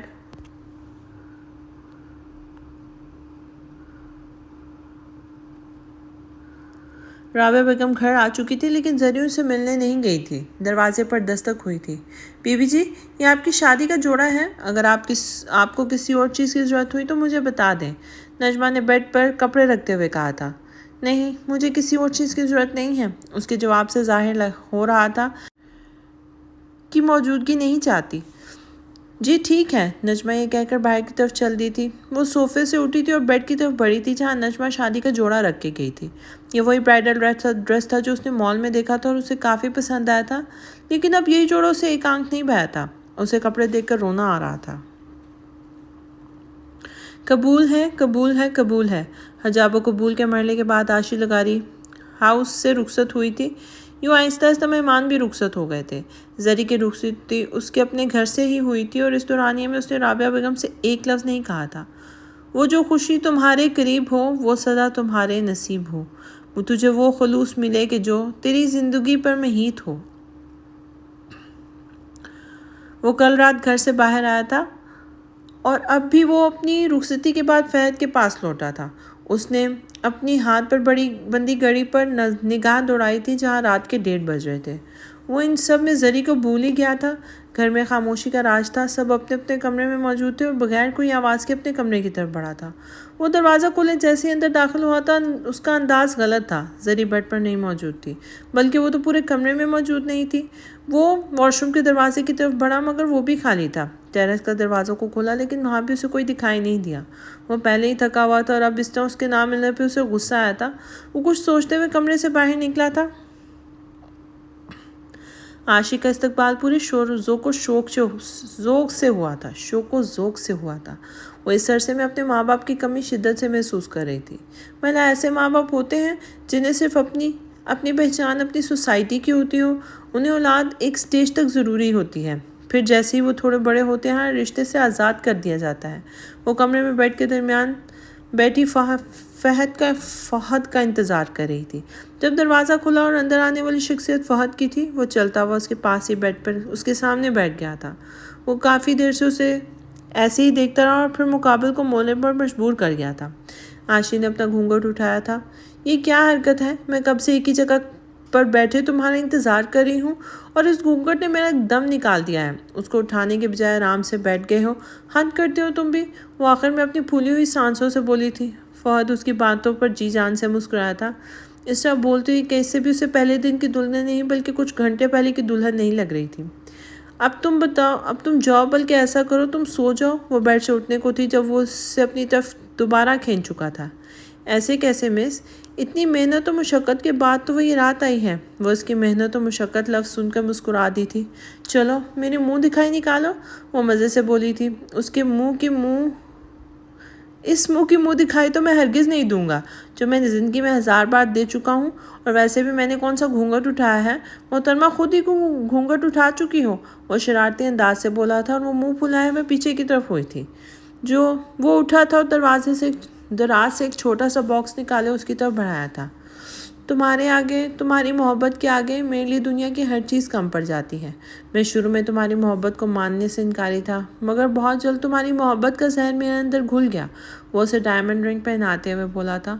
وہ زہر لفظ سن کر پھر سے غصے کے موڈ میں آ گئی تھی۔ اس سے پہلے کہ وہ کچھ اٹھا کر فہد کے سر پہ مارتی، فہد اسے باہوں میں قید کر چکا تھا۔ اس نے دروازہ کھولا تھا۔ یہ وہ کمرہ تھا لغاری ہاؤس کا جو زری کے استعمال میں تھا۔ وہ بیڈ پر کمبل اوڑھے سو رہی تھی اور آگے بڑھا تو اس کو اٹھانے کی نیت سے۔ اس کے اپنے کمرے سے نکل کر یہاں آ کر سونے پر اسے شدید غصہ آیا تھا، جسے وہ کنٹرول کر گیا تھا۔ اس نے اسے اٹھانے کے لیے ہاتھ بڑھایا تھا کہ اس کی نظر سائڈ ٹیبل پر پڑی جہاں نیند کی گولیوں کی شیشی موجود تھی اور اس کے نیچے ایک چٹ بھی تھی۔ اس نے ہاتھ بڑھا کر وہ چٹ اٹھائی جس پہ بڑے بڑے الفاظ پہ گڈ نائٹ لکھا تھا اور ساتھ میں غصے کو بڑھا دینے والا ایموجی بھی موجود تھا۔ یہ سب دیکھ کے اس کے غصے کا گراف بڑھا تھا۔ اس نے اس کا کندھا زور سے ہلایا تھا مگر بے سود۔ وہ جھکا تھا اور اسے اپنے باہوں میں بھر کر اسے کمرے کی طرف بڑھ گیا تھا۔ وہ اسے بیڈ پہ لیٹانے کے بعد فریش ہونے چلا گیا تھا۔ وہ دنیا سے بے خبر اس کے کمرے میں موجود تھے۔ اس نے ایک قدم بھگوان کو غصہ دلانے کے لیے بنا سوچے سمجھے اٹھایا تھا، لیکن وہ اس کا انجام نہیں جانتی تھی۔ وہ فریش ہونے کے بعد سگریٹ لیے صوفے پہ بیٹھا تھا جو کہ بیڈ کے بالکل سامنے موجود تھا۔ اس کے خیال میں ایک معصوم اور بودو سی لڑکی تھی جس سے اسے ایسی حرکت کی امید کبھی نہیں کر سکتا تھا۔ اسے اپنی بے عزتی کہاں برداشت تھی، اور یہ لڑکی جو نہ صرف اس کے دل میں جگہ بنا رہی تھی بلکہ اس کے کمرے میں پورے استحقاق سے براجمان بھی ہو چکی تھی۔ اس لڑکی نے اسے ذلیل کرنے میں کوئی کسر نہیں چھوڑی تھی۔ وہ غصے سے اٹھا تھا اور اس کے سر پہ جا کھڑا ہوا تھا۔ وہ لڑکی اپنی رخصتی پر نہیں روئی تھی اور نہ ہی اکیلے کمرے میں روئی تھی۔ اس کے نہ رونے کا واضح ثبوت اس کے چہرے پر میک اپ کی موجودگی تھی، جو کہ ابھی تک اس کا صحیح سلامت تھا۔ یہ وہی لہنگا پہنے ہوئے تھی جس پہ نہ صرف زری بلکہ ابان کی بھی نظر ٹک گئی تھی۔ اس لہنگے کو مال میں دیکھتے اس کی نظروں میں زری کا چہرہ آیا تھا اور وہ اس کی سوچ سے بھی زیادہ پیاری لگ رہی تھی، اور وہ یوں سوتے ہوئے معصومیت کے سارے ریکارڈ توڑ گئی تھی۔ وہ اپنا غصہ نفرت سب بلائے اس پر جھکا تھا اور اس کی پیشانی پر اپنی محبت کی مہر ثبت کی تھی۔ یہ سب اس سے بے خودی کے عالم میں ہوا تھا، ورنہ یہ سوچ چکا تھا کہ کبھی بھی اس لڑکی کو اپنی محبت سے آشنا نہیں کروائے گا اس کی اجازت کے بغیر۔ وہ پیچھے ہٹا تھا اور واپس صوفے پہ آ گیا تھا۔ اس کا ارادہ اب صوفے پہ سونے کا تھا۔ کچھ پل کے بعد زری نے اپنی آنکھیں کھولی تھی اور اپنے ہاتھ اپنی پیشانی پر رکھا تھا جہاں کچھ دیر پہلے وہ ستم گر اپنی محبت کی نشانی چھوڑ گیا تھا۔ اس کا یہاں کے اٹھا کر لانا، آرام سے بستر پہ لٹانا جیسے کوئی وہ موم کی گڑیا ہو، وہ سب محسوس کر سکتی تھی کیونکہ اس نے کوئی گولی نہیں لی تھی۔ یہ سب اس نے ابان کو غصہ دلانے کے لیے کیا تھا، اور اس کی نظر صوفے پر لیٹی ابان پر گئی تھی۔ وہ اٹھی تھی اور پھر اپنے آپ کو کسی دوسرے کمرے میں دیکھ کر اس کے ذہن میں کل رات کی سارے منظر لہرائے تھے۔ اس نے جیسے ہی آنکھ اٹھا کر صوفے پہ دیکھا تو وہاں ابان موجود نہیں تھا۔ اسے حیرت ہوئی تھی بھلا وہ اتنی صبح کہاں جا سکتا تھا، لیکن جیسے اس کی نظر بیڈ پہ پڑی وہ بہت قریب اس کے بالکل پاس سو رہا تھا۔ پتہ نہیں رات کا کون سا پیر تھا جب سر کے درد سے اس کی آنکھیں کھلی تھی اور وہ اٹھ بیٹھا تھا۔ اس چھوٹے سے صوفے پہ نیند آنا مشکل تھی، وہ صبح بھی ایک تھکا دینے والے دن کی شروعات ہو جانی تھی، اس لیے وہ کچھ سوچتے ہوئے اٹھ کھڑا ہوا تھا اور زری کے دوسری سائڈ پہ آ کے لیٹ گیا تھا۔ اچھے بھلے صوفے پر تھا، بھلے یہاں آنے کی کیا ضرورت تھی؟ وہ بڑبڑاتی ہوئی اٹھ کھڑی ہوئی تھی۔ اس نے جیسے الماری کھولی اسے حیرت ہوئی تھی کیونکہ الماری میں ابان کے ساتھ ساتھ اس کے کپڑے بھی موجود تھے، اور وہ 2 سوٹ بھی تھے جو ابان نے اس کے لیے تھے۔ وہ ان میں سے ایک سوٹ لیے واش روم میں گھس گئی تھی۔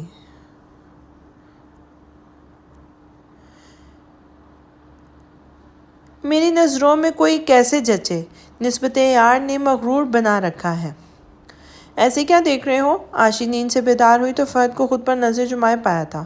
دیکھ رہا ہوں کیا کوئی صبح اتنا بھی حسین ہو سکتی ہے۔ اچھا، وہ حیران ہوئی تھی۔ مجھے اتنی پیاری صبح دینے کے لیے شکریہ۔ تمہیں نہیں لگتا کہ تم کچھ زیادہ ہی ڈائلاگ بازی کرنے لگے ہو؟ کیونکہ میں نے کہیں پڑھا ہے کہ بیوی کی تعریف کرتے رہو گے تو زندگی آسانی سے کٹ جائے گی۔ وہ شرارت سے بولا تھا۔ مطلب تمہیں صرف زندگی کاٹنی ہے؟ وہ اداسی سے بولی تھی۔ نہیں، مجھے تمہارے ساتھ اپنی ساری زندگی بتانی ہے، وہ اس کا چہرہ اپنی طرف کرتے ہوئے بولا تھا۔ وہ نکھری باہر آئی تھی اور سامنے کھڑے اس دشمن جان پر اس کی نظر پڑی تھی جو اب اٹھ چکا تھا، مگر اس نے اٹھنے کی زحمت نہیں کی تھی۔ وہ اس پر ایک نظر ڈالنے کے بعد ڈریسنگ ٹیبل کی طرف بڑھ گئی تھی اور اپنے گیلے بالوں کو سکھانے میں اس قدر مصروف تھی کہ اس کو یہ نہیں ہو سکا کہ کب ابان اس کے بالکل پاس آ کے کھڑا ہوا تھا اور اس کے دلربا سراپے میں کھو سا گیا تھا۔ وہ گرے فراک پہنے ہوئے تھی جس پر گلابی رنگ کا کام ہوا تھا۔ اس نے نظر اٹھا کر شیشے میں دیکھا تھا۔ وہ بلیک ٹی شرٹ اور ٹراؤزر پہنے ہوئے تھا اور بال بکھرے ہوئے تھے، مگر پھر بھی اپنی نشیلی آنکھوں سے مقابل کو گھائل کرنے کی صلاحیت رکھتا تھا۔ وہ اٹھی تھی، اس کے پاس سے گزرنے کو تھی جب اس کا ہاتھ پکڑے اسے ڈریسنگ کے ساتھ لگا دیا تھا۔ اس کی اپنی اکڑ کسی اور کو دکھانا، کل رات جو حرکت تم نے کی ہے نا، اس کی وجہ جان سکتا ہوں؟ وہ اس کے پوچھنے پر کچھ بھی نہیں بولی تھی۔ اس کے نہ بولنے پر اسے غصہ آیا تھا اور اس نے ہاتھ بڑھا کر ڈریسنگ پہ موجود اشیاء کو زمین پر دے مارا تھا۔ میں تم سے اس گھٹیا حرکت کی وجہ پوچھ رہا ہوں۔ وہ دھاڑا تھا، اس کی دھاڑ پر وہ سہم گئی تھی اور آنکھیں نم ہونے کو تھی۔ اس کی آنکھیں نم ہونے پر اسے اپنے رویے پر افسوس ہوا تھا۔ اگر ایسی گھٹیا حرکت کرنے کا تم نے سوچا بھی تو اگلی بار میں خود تمہارا گلا دبا دوں گا، پھر تمہیں ان فضول حرکتوں کی ضرورت نہیں پڑے گی۔ وہ نہیں چاہتا تھا کہ اس نے کتنی گولیاں لی تھی، بس اسے اس چیز کی فکر تھی کہ اگر زیادہ استعمال کر لیتی تو یہ سوچتے ہی اسے دہلا دینے کے لیے کافی تھی۔ وہ اسے اپنی طرف دیکھتا پا کر نظر جھکا گئی تھی، مگر آنسوں کو روکنے میں ناکام رہی تھی۔ وہ اسے اپنی طرف دیکھتا پا کر نظر جھکا گئی تھی۔ اب رو کر کیا ثابت کرنا چاہتی ہو؟ اس کا لہجہ نرم پڑا تھا۔ میں کچھ ثابت نہیں کر سکتی۔ جو اپنا سچا ہونا ثابت کر سکتی، اسے کچھ اور ثابت کرنے کی کیا ضرورت ہے؟ وہ پچھلی بات کا حوالہ دیتے ہوئے بولی تھی۔ ٹھیک ہے، وہ اس کے اور نزدیک ہوا تھا اور کانوں میں سرگوشی نما انداز میں بولا تھا۔ چلو مان لیا تم مجھ سے دور نہیں جانا چاہتی، لیکن کبھی پاس رہنے کا بھی تو نہیں کہا نا، وہ سنجیدگی سے بولا تھا۔ وہ حیران ہوئی تھی۔ ابان سے فاصلے کے چکر میں وہ دوبارہ سے شیشے کے ساتھ لگ گئی تھی، لیکن اس کے اس طرح سے پیچھے ہونے پر وہ غلط مطلب لے گیا تھا۔ زرفشان ابان لغاری اب بھی اپنی بات پر قائم ہوں۔ وہ خود اس سے فاصلے پر ہوا تھا اور اس سے منہ موڑ گیا تھا۔ کچھ دیر بعد وہ اس کی طرف پلٹا تھا۔ بہت غرور ہے تمہیں اپنے حسن پر، لیکن یہ بات یاد رکھنا تمہارا حسن ابان لغاری کے ناپرواہ کرنے پر ناکام رہا ہے۔ وہ حیران اور پریشان کھڑی تھی اور اپنے حواسوں کو کنٹرول کرنے میں لگی تھی۔ وہ بات کو کس قدر غلط رخ پر لے گیا تھا۔ دروازے پر دستک ہوئی تھی اور ابان نے آگے بڑھ کر دروازہ کھولا تھا۔ بھائی پیچھے ہٹیں، ہمیں اندر آنے دیں، مجھے اپنی دوست سے ملنا ہے۔ پتہ نہیں آپ نے اسے کتنا ڈرایا دھمکایا ہوگا۔ اب وہ صرف تمہاری دوست ہی نہیں ہے بلکہ اب وہ ابان لغاری کی بیوی ہے۔ اب اسے ڈرنے کی نہیں ڈرانے کی ضرورت ہے، وہ شرارت سے بولا تھا۔ بھائی نیچے سب لوگ آپ کو یاد کر رہے ہیں، ٹھیک 15 منٹ میں ہم آ رہے ہیں، یہ کہہ کر اس نے دوبارہ دروازہ بند کر دیا تھا۔ میرے بغیر نیچے جانے کی ضرورت نہیں ہے، میرے کپڑے نکالو۔ اس نے سائڈ ٹیبل سے ایک باکس نکالا تھا اور بیڈ پہ اچھال دیا تھا۔ اسے بھی پہن لینا۔ وہ یہ کہہ کر واش روم میں گھس گیا تھا۔ زری بیڈ کی طرف بڑھی تھی اور ہاتھ بڑھا کر وہ ڈبی اٹھائی تھی۔ اسے رج کر اپنی بے عزتی پر رونا آیا تھا۔ کیا اس شخص کی سوچ بدلنے میں ناکام رہی تھی؟ ہاں، وہ اب بھی اس کے بارے میں ہی وہی سوچتا تھا۔ ڈبی میں 2 کنگن تھے جو کہ بہت خوبصورت تھے۔ اس نے بے دردی سے ان کنگنوں کو اپنی کلائی میں سجایا تھا۔ ناشتہ کرنے کے بعد ابان فہد کی طرف چلا آیا تھا کیونکہ رات کو فہد کا ولیمہ تھا۔ احمد صاحب فیکٹری چلے گئے تھے۔ رابعہ بیگم نے لغاری ہاؤس آنے کے لیے منع کر دیا تھا، لیکن آغا جان کی بات رکھتے ہوئے انہوں نے کچھ دن بعد آنے کا کہا تھا۔ زری کافی دیر آغا جان سے باتیں کرتی رہی اور پھر نجمہ نے آ کر ہی اسے اطلاع دی کہ آمنہ بیگم اسے اپنے کمرے میں بلا رہی ہیں۔ ٹھیک ہے بیٹا، تم جاؤ، اپنی ساس کی بات سنو، وہ تمہیں کچھ کہیں تو بیٹا اپنے دل پہ مت لینا، انہیں اپنی ماں کا درجہ دینا۔ جی آغا جان، وہ یہ کہہ کر آمنہ بیگم کے کمرے کی طرف بڑھ گئی تھی۔ چل ٹھیک ہے، اب سارا کام ہو گیا ہے تو ایسا کر عاشی کو پارلر لے جا، میں گھر جا کر سب کو لے کر آتا ہوں۔ اس نے اپنی طرف سے آسان حل بتایا تھا۔ ابان تم کتنے مین ہو، تم زری کو بھی اپنے ساتھ لے کر آتے تو کیا چلا جاتا تمہارا، بلکہ تمہارا کام ہی آسان ہو جاتا، وہ میرے ساتھ ہی پارلر چلی جاتی۔ محترمہ، تمہارے علم میں اضافہ کرتا چلو کہ میری بیوی کو ان پارلروں کی ضرورت نہیں ہے اور ویسے بھی یہاں آ کر بور ہوتی ہے۔ چلو اب تو ہے، یہ تو ہے کہ وہ گھر پر آرام کر رہی ہوگی، وہ شوخی سے بولا تھا۔ بس کبھی اپنی بات اپنے تک آنے نہیں دیتے، عاشی منہ بگاڑتے ہوئے بولی تھی۔ ہاں، آخر ابان لغاری نام ہے، اور وہ سب اس بات پہ مسکرا دیے تھے۔ آؤ، وہ آمنہ بیگم کے کمرے کے دروازے پہ رک گئی تھی جب آمنہ بیگم نے اسے اندر آنے کا کہا تھا۔ مجھے تم سے کوئی خاص دشمنی نہیں ہے، لیکن پھر بھی تم مجھے پسند نہیں ہو۔ تمہاری وجہ سے میرا بڑا بیٹا مجھ سے دور ہے، مگر میں ابان تمہیں نہیں دے سکتی۔ تائی امی، میں آج تک آپ کی شکایتیں دور کرنے میں ناکام رہی ہوں، مگر میں یقین کریں میں رخصتی پر راضی نہیں تھی۔ رخصتی ہونے یا نہ ہونے سے کیا فرق پڑتا ہے؟ تم پچھلے 5 سال میرے بیٹے سے وابستہ ہو۔ تمہاری ماں کی وجہ سے میری چھوٹی بہن کو کتنا دکھ سہنا پڑا، تمہیں اس بات کا اندازہ نہیں۔ اس کی تکلیف کا مداوع ابان کی بیٹی سمیہ سے شادی کر کے کرنا چاہتی تھی، لیکن تمہاری وجہ سے میں ایسا کرنے میں کامیاب نہیں رہی۔ مجھے اب بھی تم سے امید ہے کہ تم میرے بیٹے کی زندگی سے نکل جاؤ گی۔ میں معذرت چاہتی ہوں تائی امی، میں ایسا چاہ کر بھی نہیں کر سکتی۔ میرے بس میں کچھ نہیں ہے، نہ پہلے اور نہ اب، وہ یہ کہہ کر ان کے کمرے سے نکل آئی تھی۔ عاشی کے ولیمے کو گزرے ہفتہ ہو گیا تھا۔ دن بے کیف سے گزر رہے تھے۔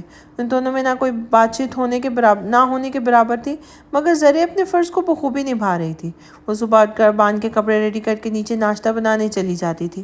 ابان کے جانے کے بعد آغا جان کے پاس رہتی۔ رابعہ بیگم بھی لغارے ہاؤس میں آ چکی تھی، لیکن زری ان سے بات نہیں کرتی تھی۔ وہ اپنے کمرے میں بہت کم رہتی تھی۔ ابان کے آنے کے بعد تو وہ جانا ہی نہیں چاہتی تھی۔ صبح ابان کے اٹھنے سے پہلے وہ کمرے سے نکل جاتی تھی، اور رات بھی جب سونے کا ٹائم ہوتا تب بھی اپنے کمرے میں جاتی تھی، اور اب اسے یونیورسٹی جانا شروع کر دیا تھا۔ صبح جب وہ اٹھی تو ابان کو اپنے بہت نزدیک سوتے پایا تھا۔ اسے ایک دم غصہ آیا تھا، لیکن نظر ثانی کرنے کے بعد اسے معلوم ہوا کہ ابان اپنی جگہ پر ہی ہے، بس زری بیگم ہی اس کے سائڈ پر چلی گئی تھی۔ اس نے سر شکر کیا کہ ابان کی آنکھ کھلنے سے پہلے اس کی آنکھ کھل گئی تھی۔ وہ ابان کے کپڑے سیٹ کیے خود فریش ہو کر نیچے چلی گئی تھی اور پھر آغا جان کو پارک لے کر جانے لگی تھی۔ ابان کی جب آنکھ کھلی تو زری کو کمرے میں نہیں پایا۔ وہ اٹھ کر فریش ہونے چل دیا۔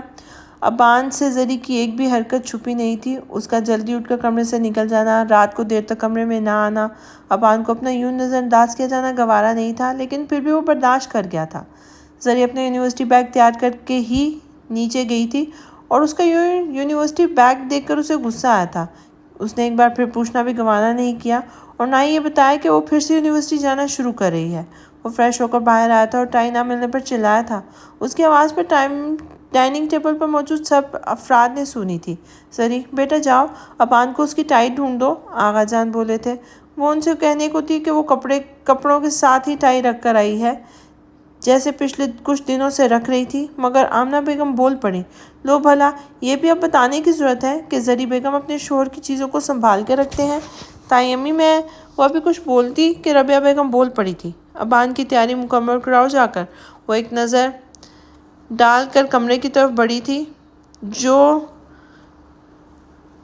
وہ بنا آواز کیے کمرے میں داخل ہوئی تھی اور یہ سب دیکھ کے حیران رہ گئی تھی کہ وہ شخص ابھی بھی ٹائی کے لیے چلا رہا تھا۔ وہ ٹائی پہنے مکمل تیار کھڑا تھا۔ وہ یہ سب دیکھ کر واپس جانے کو تھی جب اس کی آواز کانوں میں پڑی تھی، دروازہ بند کرو۔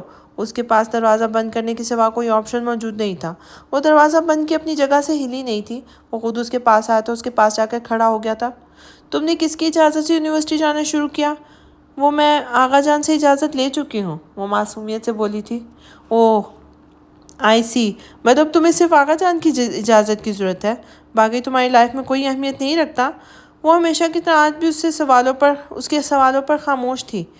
تم میرے سامنے اتنی معصوم کیوں بن جاتی ہو اور آواز کہاں چھوڑ کے آتی ہو؟ میرے پاس آنے سے پہلے وہ اپنا چہرہ اور نیچے کر گئی تھی۔ تم واقعی ابان لغاری کو سوٹ نہیں کرتی۔ یہ ڈری سہمی لڑکیاں مجھے زہر لگتی ہیں، اور ویسے بھی جو لڑکی 5 سال سے ابان لغاری سے وابستہ ہونے پر اس کی پابند نہیں ہو پائی، وہ ایک ہفتے میں کیسے ہو سکتی ہے؟ کیا تم بنا جنگ کیے ہی علیحدگی چاہتی ہو؟ اس نے زخمی نگاہوں سے اسے دیکھا تھا۔ مطلب صاف تھا کہ یہ شخص زری کی سوچ سے بھی بڑھ کر گھٹیا سوچ رکھتا تھا۔ وہ اسے نظر انداز کے واش روم کی طرف بڑھنے کو تھی کیونکہ وہ نہیں چاہتی تھی کہ اس کے سامنے کمزور پڑے، لیکن ستم گر تو آخر ستم گر ہی تھا۔ تمہیں لگتا ہے کہ تمہارے اس نظر اندازی سے ابان لغاری کو کوئی فرق پڑتا ہے تو تم غلط ہو مسز ابان، وہ یہ کہہ کر کمرے سے نکل گیا تھا۔ محبت کرنے والوں کی تجارت بھی انوکھی ہے، منافع چھوڑ دیتے ہیں، خسارہ بانٹ لیتے ہیں۔ وہ آفس تو آ گیا تھا مگر کمبخت دل آج بھی اس دشمن جان میں اٹکا ہوا تھا۔ پتہ نہیں وہ کیوں اس کے سامنے پتھر دل بن جاتا تھا۔ ہاں وہی مجبور کرتی ہے مجھے اس طرح کے رویے اختیار کرنے پر۔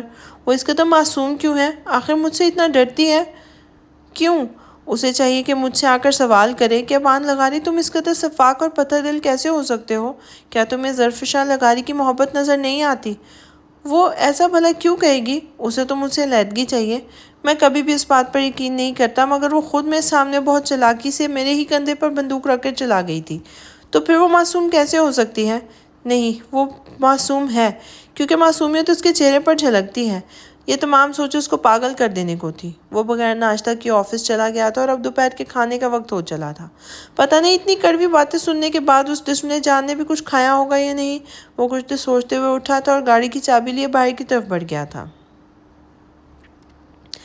ایسا کیسے ہو سکتا ہے آمنہ بیگم؟ آپ نے کہا تھا کہ اس کا شوہر اسے راضی نہیں ہے اور وہ بہت جلد اسے طلاق بھی دے دے گا، لیکن اب آپ کہہ رہی ہیں کہ اس لڑکی کی شادی ہو گئی ہے اور وہ دو عورتیں تھیں جو پچھلے بار ماہین کے رشتے کے لیے آئی تھیں لیکن انہیں زری پسند آ گئی تھی۔ وہ آمنہ بیگم کے کہنے پر ہی سوچنے کا ٹائم لے کر گئی تھیں۔ انہیں ہر لحاظ سے زری پسند آئی تھی۔ لڑکے نے تصویر دیکھنے کے بعد ہاں کہہ دیا تھا، جو جاننے کے باوجود کہ وہ اس کا نکاح ہو چکا ہے۔ زری اور ماہی دونوں یونیورسٹی چلی گئی تھیں۔ احمد صاحب فیکٹری اور رابعہ بیگم اور آغا جان اپنے اپنے کمروں میں تھے۔ یہ دوپہر کا وقت تھا جب وہ دونوں عورتیں آ دھمکی تھیں۔ اس بار لڑکے کی بہن نہیں آئی تھی، بس پھپھو اور ماں ہی تھی۔ اس کی پھپھو ہی بڑھ چڑھ کر بول رہی تھی جب ابان کی آواز بھی ہال میں گونجی تھی۔ میں اپنے گھر آئے مہمانوں کی بہت عزت کرتا ہوں، لیکن آپ جس مقصد کے لیے یہاں آئی ہیں اس کے مد نظر میں آپ کی عزت شاید نہ کر پاؤں، اس لیے بہتر ہوگا کہ آپ یہاں سے چلی جائیں۔ ایسے کاموں میں گھر کے بچے نہیں بولتے، لیکن تم بھی اس گھر کے مرد ہو تو چلو ہم بتاتے ہیں کہ ہم نیکی کے گھر سے آئے ہیں۔ اس طرح ایک یتیم اور لاوارث بچی کو بھی سہارا مل جائے گا، لڑکی کی ماں بولی تھی۔ نہیں ہے وہ لاوارث، وہ اس کے اس طرح چیخ کر بولنے پر رابعہ بیگم اور آغا جان بھی اس کی آواز سنتے ہال میں آ گئے تھے۔ سنا آپ نے؟ اس کا شوہر ابان لغاری ابھی زندہ ہے اور اپنے نیکی کا شوق کہیں اور جا کے پورا کیجیے گا۔ لغاری سن کر انہیں اندازہ ہو گیا تھا کہ وہ اس گھر کی بہو ہے، اس لیے وہ بغیر کوئی اور بدمزگی پھیلائے چلی گئی تھی۔ ابان بھی بغیر کسی کو کچھ کہے کمرے سے نکل گیا تھا۔ غم اور خوشی میں فرق محسوس ہو جہاں میں اس دل کو اس مقام پر لاتا چلا گیا۔ وہ آغا جان کے پاس سے اٹھ کھڑی ہوئی تھی کیونکہ آغا جان نے کہا تھا کہ زری میرے بچے، مجھے ابھی کچھ دیر آرام کرنا ہے۔ اسے ان کا یہ رویہ عجیب لگا تھا۔ شاید موسم کی تبدیلی کی وجہ سے اب ان کو نیند زیادہ آنے لگی تھی، یا پھر دوا لینے کی وجہ سے۔ وہ اپنے آپ سے باتیں کرتی اپنے کمرے میں داخل ہوئی تھی تو یہ دیکھ کے حیران رہ گئی کہ اس کے کمرے میں ربیہ بیگم پہلے سے موجود تھی۔ یہاں وہ ان کے پاس ہی بیڈ پہ بیٹھ گئی تھی۔ زری، ایک ماں سب برداشت کر لیتی ہے لیکن اپنی اولاد کے دکھ برداشت کرنے میں ناکام۔ وہ ہمیشہ ناکام رہی ہے۔ وہ چاہتی ہے کہ اس کی اولاد ہمیشہ سکھی رہے، اور جب بات بیٹیوں کی آتی ہے تو ماں اپنی بیٹیوں کو ان کے گھر میں خوشحال دیکھنا چاہتی ہیں۔ دوپہر سے رات ہونے کو آئی تھی لیکن ابان گھر نہیں آیا تھا۔ وہ بنا مقصد سڑکوں پر گاڑی دوڑاتا رہا تھا۔ زری کا کہا ایک ایک لفظ اس کے ذہن میں گردش کر رہا تھا۔ وہ کتنی بار اپنی بات ثابت کرنے کے لیے اس کے سامنے آئی تھی، اور اتنی ہی بار اس نے اسے دھتکار دیا تھا۔ اسے ابھی تک یقین نہیں آیا تھا کہ اس کی اپنی ماں اس کا گھر بچنے سے پہلے ختم کر دینا چاہتی تھی۔ وہ زری کا سامنا نہیں کرنا چاہتا تھا۔ آخر کب تک؟ کبھی نہ کبھی تو اس سے اس کا سامنا کرنا ہی تھا۔ ان تمام سوچوں کو جھٹکتے ہوئے اس نے گاڑی گھر کے رستے پہ ڈالی تھی۔ ماں تو آخر ماں ہوتی ہے، وہ کبھی اپنے اولاد کے لیے کوئی غلط فیصلہ نہیں لے سکتی۔ ماں کا دل اگر موم ہوتا ہے تو اس کی اولاد بھی اپنی ماں کو تکلیف میں نہیں دیکھ سکتی۔ یہی زری کے ساتھ تھا۔ وہ چاہ کر بھی اپنی ماں کے ساتھ زیادہ دیر خفا نہیں رہ سکی تھی۔ وہ ان کی گود میں سر رکھ کے کافی دیر ان کی باتیں اور نصیحتیں سنتی رہی تھی۔ رابعہ بیگم کے بتانے پر دوپہر میں ہونے والے واقعے کی خبر ہوئی تھی۔ اس بات کا پتہ چلتے اس کو دل کافی بے چین ہو گیا تھا۔ پتہ نہیں ابا نے سب سننے کے بعد کیا رد عمل اختیار کیا ہوگا، لیکن اب سچائی جاننے کے بعد وہ اپنے ساتھ کچھ غلط ہی نہ کر لے۔ اس کی پریشانی مغرب کے بعد اور بڑھ گئی تھی کیونکہ ابا اس وقت تک گھر آ جاتا تھا، لیکن آج تو سب کچھ الٹ ہی ہو رہا تھا۔ آج آمنہ بیگم اور آغا جان دونوں نے رات کا کھانا اپنے کمروں میں کھایا تھا۔ نجمہ آمنہ بیگم کو کھانا دے کر ان کے کمرے میں ہی دے آئی تھی، جبکہ آغا جان نے خود کھانا لے کر گئی تھی، جس سے آغا جان نے منع کر دیا تھا۔ پھر زری کے اصرار پر انہیں کھانا پڑا تھا اور وہ انہیں دوائی دے کر آئی تھی۔ ڈائننگ ٹیبل پر احمد صاحب، رابعہ بیگم، ماہی اور زری ہی تھے۔ لغاری ہاؤس میں آج معمول سے مطابق چہل پہل نہیں تھی کیونکہ آج ماہی بھی خاموش ہی تھی۔ ماہی آغا جان اور احمد صاحب کی باتیں سن چکی تھی جو آج دوپہر میں ہوئی تھی۔ وہ چاہ کر بھی ابان کو ایک کال نہیں کر سکی تھی۔ اس میں ہمت نہیں تھی کہ وہ ان سے کال کر کے ہی پوچھ لیتی کہ وہ اب تک کیوں نہیں آیا، کب آئے گا، اس نے ڈنر کیا ہے۔ یہ وہ سوالات تھے جو اسے بے چین کر رہے تھے۔ اب رات کے 10 بج رہے تھے مگر وہ ستمگر ابھی تک نہیں آیا تھا۔ غم نہیں یہ کہ انتظار کیا، بلکہ یہ ہے کہ اعتبار کیا۔ بے تعلقی ہم تو اچھے تھے، اس تعلق نے اور خوار کیا۔